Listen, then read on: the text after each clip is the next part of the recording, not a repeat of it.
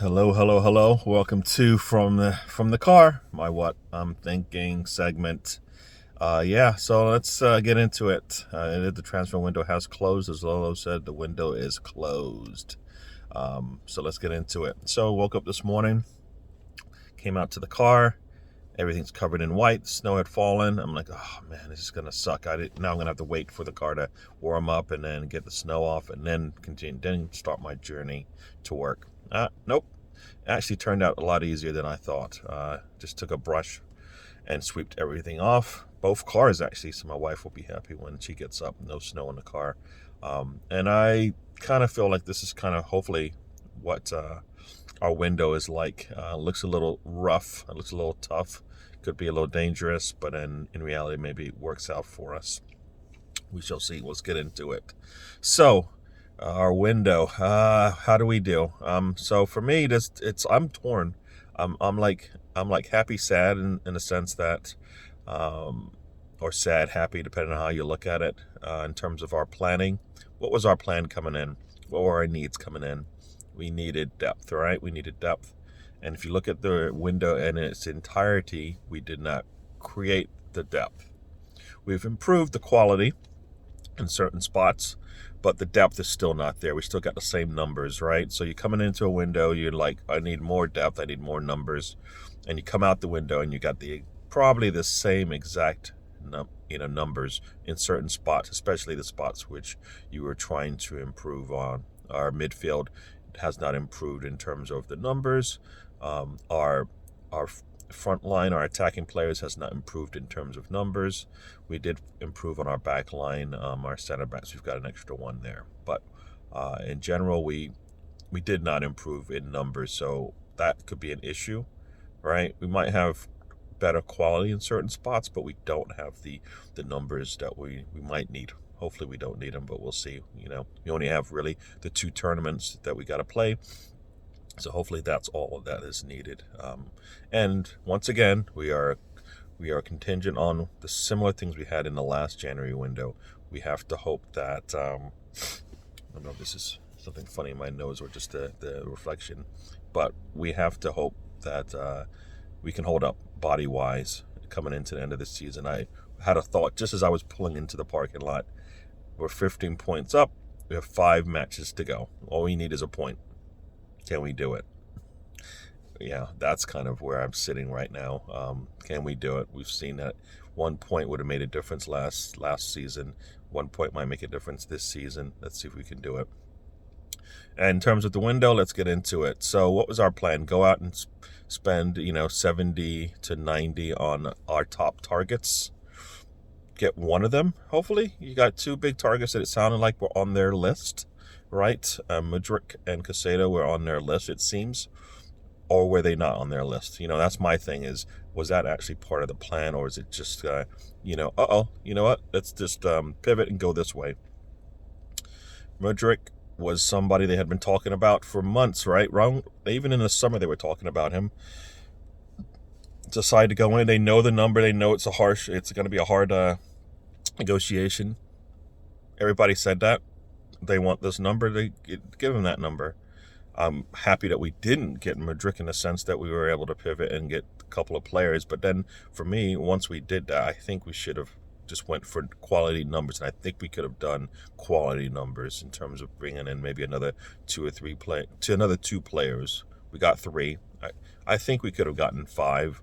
Maybe not the quality of a Mudryk or a Casado, but numbers nonetheless to just fill our needs for the rest of this window. That's really what we needed, right? There were loan opportunities, if you think about it. Mudryk falls apart, but then there was if you go back and you think about this, Felix was not that bad of a loan opportunity. That would have been good for us. Trossard could have still come in, all right? If Jorginho was your plan or in your plan somewhere, then that Danilo player, he would have been perfect to bring in. So now you've got a full set of players that you need in certain areas on the pitch.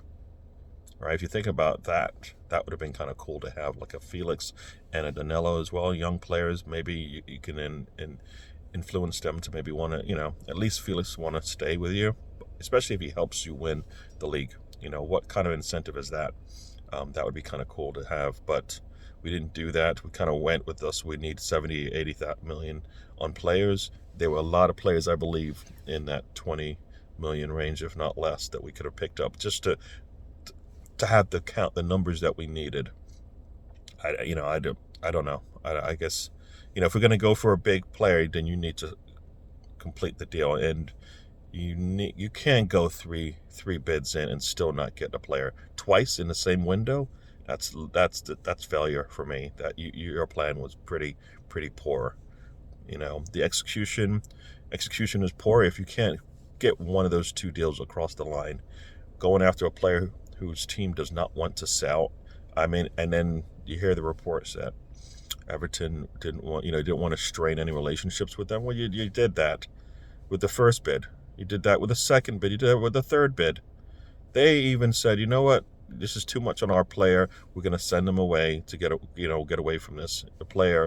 Two players, both of the players we went after, both went on Instagram, both went on social networks to express their, their displeasure or pleasure, depending on how you look at it, but their desire to want to come to Arsenal. Both times they failed. Now, I always like to say Arteta doesn't like certain things about players and what they've done.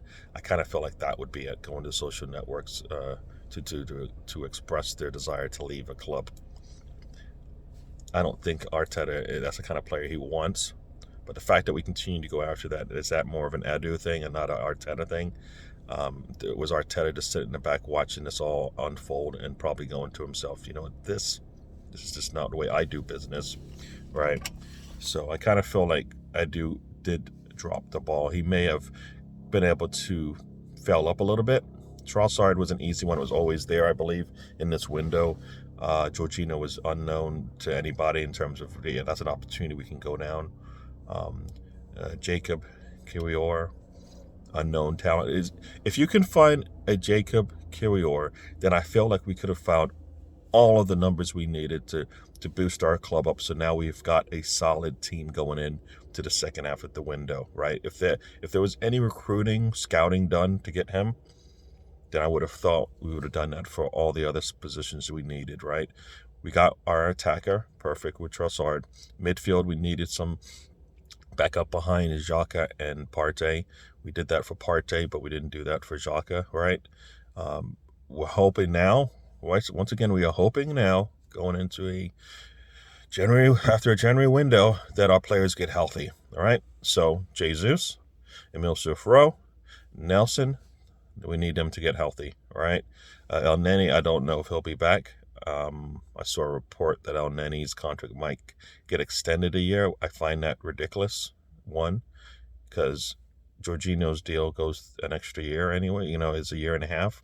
Why would you want to have not only a 29 or 30-year-old Partey backed up with a 31-year-old Jorginho and a 30-plus El Neni? It makes no sense. We always talk about this youth movement. We needed that young player. I thought Danilo was that player. It would have been nice to bring him in. And if you wanted to go for Caicedo, perfect. If you wanted to go to Jorginho, all right, I get it. I understand. Now you've got your future and you've got somebody to keep things going with Jorginho. Now you've got a player in Danilo sitting behind two really established players that can probably show him how to get the job done. That would have been perfect, right? We didn't do that either. So once again, we're going into January window with a lot of questions and a lot of hope. We can go through with our 11, and I think we're probably more at 12, 13 now, solid 12 or 13. Without we've lost, we've had some players go out on loan. That's good. Cedric wasn't going to play, so that was an easy one.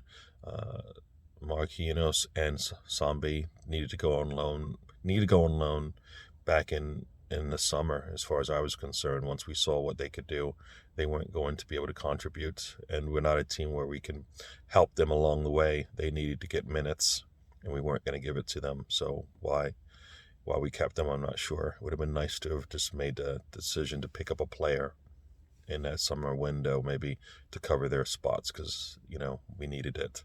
So now they're gone. So those are, Marquinhos wasn't playing and Cedric wasn't playing, so I don't feel like that was a big loss. Sambi was actually playing, so Arteta did have some confidence in him. but he's gone now. It's hopefully he gets some experience that he needs to fulfill whatever career path he has. Is that a 6? Is that a 8? I think it's more of an 8. So we'll see. So like I said, this window a little torn. It's we pivoted really well in terms of we got a player in. We did not go 0-4 like we did last January. So we have numbers in. We did not improve the depth in terms of the numbers. Quality, yes. I think Trossard is a big quality player we brought in. Jorginho, if he's healthy, is good. If you look at the stats, they say that he's just as good as Partey. I'm not sure if those are skewed to anyway, but the player has won. He's won both European trophies that are out there. Premier League on his resume would be nice. If he helps us to do that, then we'll take it. But in general, I think we improved our quality and our experience. Our numbers still is an issue, so all we can do now is hope that Melissa Rowe he had that little blip. He comes back. Nelson, he comes back. Jesus, they come back, and we're flying up top. The midfield still an issue for us. Still an issue for us. And if the Partey scare did not really change much, because it would have been nice if you're thinking about letting Zombie go, that you bring somebody else in, right? El Neni just had surgery. I can't believe he had surgery, and we did not bring in 2 players. This is no different than what we did last time, right? We lost 2 strikers, and we didn't bring any in. This time we lost 2 defensive mids. We did bring 1 in, so we are improving in our approaches to covering our holes. But it would have been nice to bring in 2, or at least bring in 2 midfielders, one to sit behind either Xhaka or Erdogan, and we've got one to sit behind Partey, so we're good there. So I'm a little torn, yay and nay, in terms of how this window went. I think the execution was poor. I think we did get the numbers, so that was good. We got some experience, that was good. But I kind of felt like the planning, after all this time, especially for players that we had in our sights for a while, I think that was poorly executed. We should have been able to get one of those 2 players. If you're going to put it in the time, we spent at least 3/4 of this window going after players that either tough negotiations or they didn't want to sell, right? 3/4 of it, and we were able to get 3 players still. So you just have to think, if we taken out a week and a half of our time and start wasting time with these minuscule, really small rebids, going up 5-10 mil. Nah, I don't like going 3 bids, because I felt like that you kind of showing your hand. 1 bid, 2nd bid, that's it. And if they want to come back and say, we'll take it, then you say the bid is now this. And then if they don't want to take it, then you walk on anyways. But we needed to make a move. We shouldn't have gone 2 weeks for Madrid. That was too much time wasted. Trossard was always there. If you would have picked up Trossard, Trossard early, maybe they would have still sold him to you. Maybe they would have said, no, you don't have the money, so we'll give you a deal. But we didn't do that either. So we didn't show our cards to them. And I think we failed. We failed miserably in that respect. I'm not even going to talk about the team that went a little crazy and spent like $500 million, $500 billion in players. Right? That's basically what happened. You can't compete with that. But that's another story for another day. But once again, that's my thoughts on the window. We got the quality we wanted. I don't think we got the numbers.